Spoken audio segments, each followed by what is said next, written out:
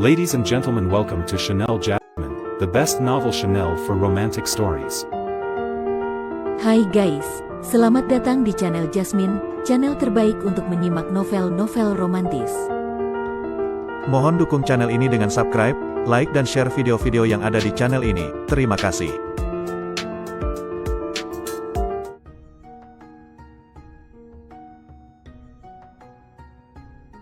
Perintah Kaisar Naga bab 5122, 5123, 5124. Dev, Mo Qingyun dan yang lainnya telah pergi, dan Dev tidak dapat membantu dalam menata kembali Istana Sura. Kerasukan berturut-turut telah menyebabkan trauma parah pada tubuh Dev. Jadi, Dev masih perlu terus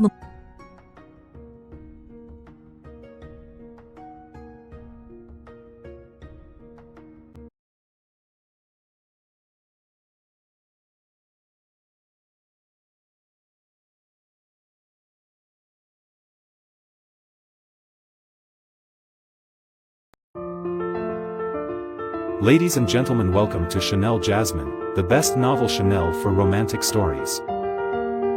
Hai guys, selamat datang di channel Jasmine, channel terbaik untuk menyimak novel-novel romantis. Mohon dukung channel ini dengan subscribe, like dan share video-video yang ada di channel ini. Terima kasih.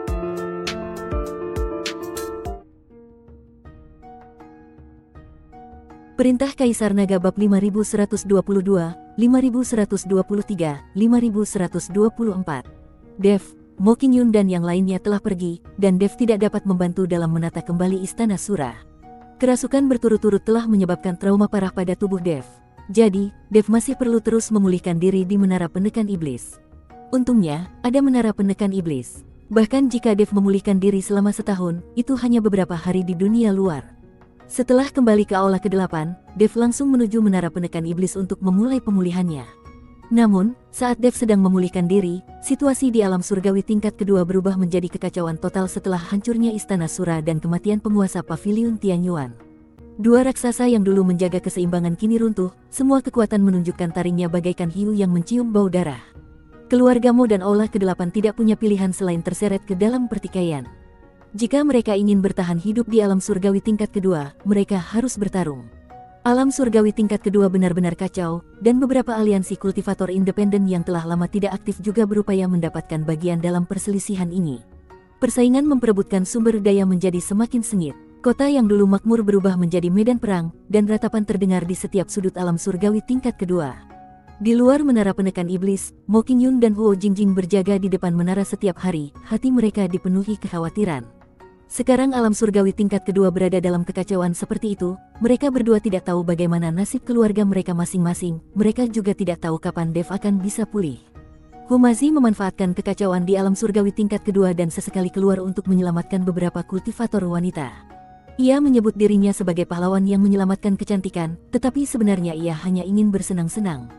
Para kultivator wanita itu diselamatkan dan berterima kasih kepada Humazi, jadi wajar saja jika mereka menawarkan tubuh mereka. 3 hari kemudian, Menara Penekan Iblis mulai bergetar hebat dan sinar cahaya terang keluar dari menara. Cahaya yang menyilaukan meledak dari puncak menara, berubah menjadi seberkas cahaya yang melesat langsung ke langit. Mo Qingyun dan yang lainnya segera minggir, hanya melihat sesosok tubuh perlahan berjalan keluar sambil membawa tekanan kuat. Dev mengenakan pakaian biasa, rambutnya berkibar tertiup angin, dan aura keabadian samar-samar menyelimutinya. Tatapan matanya menjadi lebih dalam, dan setiap gerakannya memancarkan aura yang mendebarkan jantung. Pada saat ini, alam kultivasinya telah mencapai tingkat kelima dari alam dispersi keabadian, dan kekuatannya jauh melampaui para kultivator puncak di alam dispersi keabadian. Dia melambaikan tangannya dengan ringan, dan Menara Penekan Iblis berubah menjadi aliran cahaya dan masuk ke dalam cincin penyimpanannya. Dev benar-benar telah meningkatkan wilayahnya lagi, kecepatannya sebanding dengan mengendarai roket. Dev, Huo Jingjing adalah orang pertama yang bereaksi dan berlari ke arah Dev. Meskipun Mo Qingyun juga sangat gembira, dia tetap mempertahankan keanggunannya yang biasa dan segera mengikuti di belakang. Aku baik-baik saja. Dev menatap mereka berdua sambil tersenyum, suaranya lembut namun kuat. Dia menoleh dan menatap langit yang dipenuhi asap di kejauhan, tatapan matanya langsung berubah dingin. Apa yang terjadi dengan alam surgawi tingkat kedua? Mo Qingyun menceritakan semua kejadian pada Dev, dan barulah Dev menyadari bahwa seluruh alam surgawi tingkat kedua sedang kacau. Runtuhnya paviliun Tianyuan dan Istana Sura secara bersamaan menyebabkan beberapa kekuatan yang telah lama tidak dapat menahan diri menjadi gelisah. Sudah, saatnya alam surgawi tingkat kedua menjadi tenang. Dev berkata dengan tenang. Pada saat ini, Huo Zhao dan orang-orang dari Aula ke-8 telah bertempur dalam pertempuran berdarah di sekitar Aula ke-8 selama 2 hari berturut-turut. Banyak kekuatan ingin merebut sumber daya milik Aula ke-8 dan menduduki wilayah Aula ke-8. Huo Zhao, aku sudah tahu bahwa kamu mengkhianati kuil. Sekarang kuil tidak peduli padamu lagi. Menurutku, sebaiknya kamu serahkan saja wilayahmu, keluarkan sumber dayamu, dan silahkan pergi. Seorang lelaki tua berpakaian hitam yang berada di alam dispersi keabadian tingkat ke-6 berkata kepada Huo Zhao dengan ekspresi bangga di wajahnya. Di belakang lelaki tua berpakaian hitam ini ada puluhan ribu kultivator, masing-masing memegang senjata dan tampak sangat mengesankan. Di sisi lain, Huo Zhao hanya memiliki puluhan pengikut dari Aula ke-8 di belakangnya, dan perbedaan kekuatannya sangat besar. Namun, Huo Zhao tahu bahwa Dev masih dalam masa pemulihan di menara. Jika dia diganggu oleh orang-orang ini saat ini, Dev mungkin akan menjadi gila. Kecuali semua orang di Aula ke-8 terbunuh, kami tidak akan pernah mengakui kekalahan. Huo Zhao berkata dengan ekspresi penuh tekad di wajahnya. Kalau begitu, jangan salahkan aku. Orang tua berpakaian hitam itu mendengus dingin dan hendak mengambil tindakan. Namun sebelum dia bisa berbuat apa-apa, tiba-tiba aura mengerikan dan dahsyat memancar dari Aula ke-8. Kemudian Dev keluar bersama Mo Qingyun dan Huo Jingjing. Apakah kamu berencana untuk mengambil alih Aula ke-8? Dev menatap lelaki tua berpakaian hitam itu dengan jijik. Siapa kamu? Kamu hanya seorang di alam dispersi keabadian tingkat 5, dan kamu berani berbicara kepadaku seperti ini. Orang tua berpakaian hitam itu mengandalkan alam dispersi keabadian tingkat ke-6-nya dan memandang rendah Dev.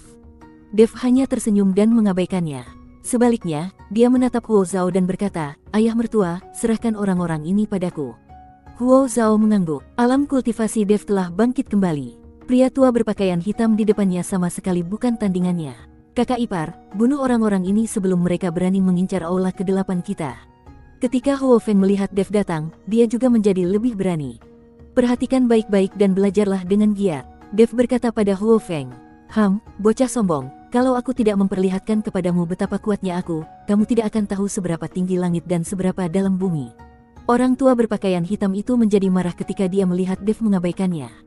Orang tua berpakaian hitam itu terlihat menggumamkan sesuatu, dan tiba-tiba langit dan bumi terbelah, diikuti oleh kilatan guntur ungu yang tak terhitung jumlahnya jatuh dari langit. Kilatan guntur ini setebal ember, menutupi seluruh langit dan bumi, dan banyak orang merasa sangat tertekan. Huo Zhao memimpin orang-orang dari Aula ke-8 dan terus mundur. Dev hanya tersenyum tipis, menatap kilat ungu itu, namun tidak membuat gerakan apapun, tatapannya penuh penghinaan. Ketika guntur ungu mencapai Dev, tiba-tiba ia menghilang. Seolah-olah tidak pernah ada. Melihat pemandangan ini, semua orang tercengang. Orang tua berpakaian hitam itu juga mengerutkan kening, "Anak baik, kamu benar-benar memiliki beberapa keterampilan." Setelah mengatakan itu, lelaki tua berpakaian hitam itu berteriak, "Jalankan semua hukum." Bersamaan dengan teriakan nyaring lelaki tua berjubah hitam itu, puluhan ribu kultivator di belakangnya mengayunkan senjata mereka ke arah kehampaan secara serempak. Di dalam kehampaan, senjata-senjata ini terus menyatu dan akhirnya berubah menjadi pedang dewa yang sangat besar. Pedang suci ini mengandung kekuatan sihir puluhan ribu kultivator. Pada saat ini, pedang pembunuh naga di tangan Dev memancarkan cahaya keemasan, lalu dia mengayunkannya. Dalam sekejap, kepala puluhan ribu kultivator terangkat ke langit. Pemandangan itu sungguh spektakuler, dan pedang suci yang terkondensasi itu langsung berubah menjadi seberkas cahaya dan lenyap di saat yang sama ketika puluhan ribu kultivator terbunuh. Melihat pemandangan ini, Huo Zhao dan yang lainnya tercengang. "Kakak ipar hebat sekali," seru Huo Feng dengan penuh semangat. Dev melambaikan tangannya, dan puluhan ribu tas penyimpanan muncul dari udara tipis, lalu semuanya jatuh ke tangan Dev. "Ayah mertua, terimalah sumber daya ini. Pangeran ke-8 akan membutuhkannya di masa depan." Dev tidak mengambil puluhan ribu tas penyimpanan itu untuk dirinya sendiri, tetapi memberikan semuanya kepada Huo Zhao. Huo Zhao sangat gembira. Dia mengambil tas penyimpanan milik puluhan ribu kultivator itu dan memuji berulang kali, "Sungguh menantu yang baik, sungguh menantu yang baik." Setelah mengatakan itu, Huo Zhao menatap Huo Jingjing dan berkata, "Putriku, malam ini, kamu harus melayani Dev dengan baik dan mengubah beberapa posisi lagi." "Ayah." Huo Jingjing tersipu. Pada saat ini, lelaki tua berpakaian hitam itu berdiri di sana seperti boneka, menatap Dev dengan tatapan kosong. Dia tercengang. Membunuh 10.000 orang dengan satu pedang. Apakah ini sesuatu yang dapat dilakukan oleh seorang kultivator di alam dispersi keabadian tingkat ke-5? Keterampilan apa yang kamu miliki? Gunakan saja. Dev menatap lelaki tua berpakaian hitam itu dan berkata, "Tidak, tidak lagi. Aku menyerah." Orang tua berpakaian hitam itu berkata dengan gemetar. Ia sudah benar-benar putus asa. Ketika kepala puluhan ribu biksu terbang bersamaan, ia pun putus asa.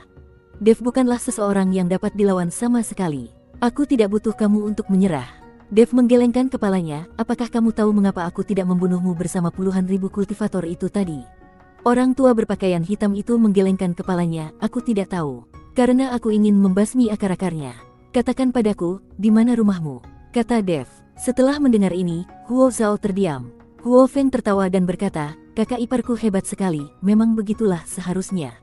Orang tua berpakaian hitam itu tertegun. "Kalau mau membunuh orang, bunuh saja orangnya. Kenapa harus semua keluarganya juga? Tidak ada kebencian yang mendalam, jadi apakah perlu untuk memberantasnya sepenuhnya?" "Ah, aku tidak punya rumah," kata lelaki tua berpakaian hitam itu. Namun baru saja dia selesai bicara, tubuh lelaki tua berpakaian hitam itu meledak seketika, dan jiwanya hancur. Pada saat ini, wajah Mo Qingyun tiba-tiba berubah. "Oh tidak, ayahku dan yang lainnya dalam bahaya." Liontin giok di tubuh Mo Qingyun memancarkan cahaya merah saat ini. "Ayo pergi." Setelah Dev selesai berbicara, dia menarik Mo Qingyun dan menghilang ke langit. Dev sudah tak terkalahkan di alam surgawi tingkat kedua, jadi tidak perlu khawatir sama sekali. Kekuatannya saat ini sudah cukup untuk dipamerkan. Ketika Dev dan Mo Qingyun tiba di rumah keluarga Mo sudah dikelilingi oleh para kultivator yang berdesakan. Wajah Mo Wuji terlihat sangat jelek. Dia membawa murid-murid keluarga Mo dan mengucapkan selamat tinggal terakhirnya kepada Mo Qingyun. "Para pengikut keluarga Mo, dengarkan baik-baik. Ini adalah pertempuran terakhir kita. Kalian harus ingat bahwa kalian lebih baik mati daripada menyerah." Mo Wuji sedang melakukan mobilisasi terakhir. Semua pengikut keluarga Mo mengangguk, dan tepat ketika mereka siap bertarung sampai mati, tiba-tiba aura mengerikan datang dengan cepat dari langit. Boom! Terjadilah ledakan keras, dan semua kultivator yang mengepung keluarga Mo hancur tubuhnya dan jiwa mereka lenyap. Mo Wuji dan semua orang di keluarga Mo menatap kosong ke segala arah di depan mereka, tidak tahu apa yang sedang terjadi. Mereka bahkan tidak tahu dari mana datangnya aura mengerikan tadi. "Tuan, ini mungkin berkah dari para dewa, ini adalah perwujudan leluhur keluarga Mo kita, benar kan?" Seorang pengikut keluarga Mo berkata dengan kaget. "Leluhur keluarga Mo yang mana?" "Itu adalah Dev." Pada saat ini, suara Mo Qingyun terdengar, dan kemudian Dev dan Mo Qingyun muncul. "Qingyun." Mo Wuji sangat senang melihat Mo Qingyun. "Ayah, apakah kamu baik-baik saja?" Mo Qingyun bergegas maju dan bertanya dengan khawatir. "Aku baik-baik saja. Kamu baru saja mengatakan itu adalah Tuan Chen. Apakah aura mengerikan itu dipancarkan oleh Tuan Chen?" Mo Wuji tidak dapat mempercayainya. "Tentu saja, Dev lah yang menyelamatkanmu." Mo Qingyun mengangguk. Mo Wuji menatap ke arah Dev.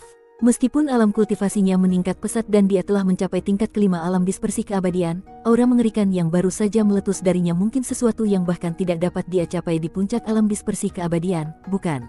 Dalam keterkejutannya, Mo Wuji juga sangat gembira. Dengan adanya Dev di sini, keluarga Mo mereka dapat menguasai alam surgawi tingkat kedua. Pada hari-hari berikutnya, Dev, dengan pedangnya, menyapu semua kekuatan di alam surgawi tingkat kedua. Di bawah tekanan Dev, alam surgawi tingkat kedua akhirnya kembali damai. Karena keluarga Mo dan Aula ke-8 memiliki Dev sebagai pendukungnya, mereka secara langsung menjadi dua kekuatan terbesar di alam surgawi tingkat kedua. Kedua keluarga itu langsung membagi alam surgawi tingkat kedua, dan hubungan antara kedua keluarga itu sangat dekat. Lagi pula, Mo Qingyun dan Huo Jingjing sama-sama wanita Dev, jadi kedua keluarga itu secara alami dekat. Setelah berurusan dengan urusan alam surgawi tingkat kedua, Dev memutuskan untuk pergi ke alam surgawi tingkat ketiga. Ketika Mo Qingyun dan Huo Jingjing mendengar berita itu, mereka tampak sedih. Mereka tahu bahwa dengan kekuatan mereka saat ini, mereka tidak dapat pergi ke alam surgawi tingkat ketiga. Energi abadi alam surgawi tingkat ketiga lebih kuat, dan kekuatan hukumnya lebih dahsyat. Tanpa kekuatan yang cukup, memasuki alam surgawi tingkat ketiga bagaikan seekor domba memasuki mulut harimau. "Jangan khawatir." Dev memperhatikan ekspresi khawatir kedua orang itu dan tersenyum kecil. Pedang pembunuh naga di tangannya bersinar terang, dan cahaya keemasan pada pedang itu terus berkedip. Dev menarik napas dalam-dalam, mengerahkan seluruh kekuatan di tubuhnya, dan menebas ke arah kehampaan. Bersambung.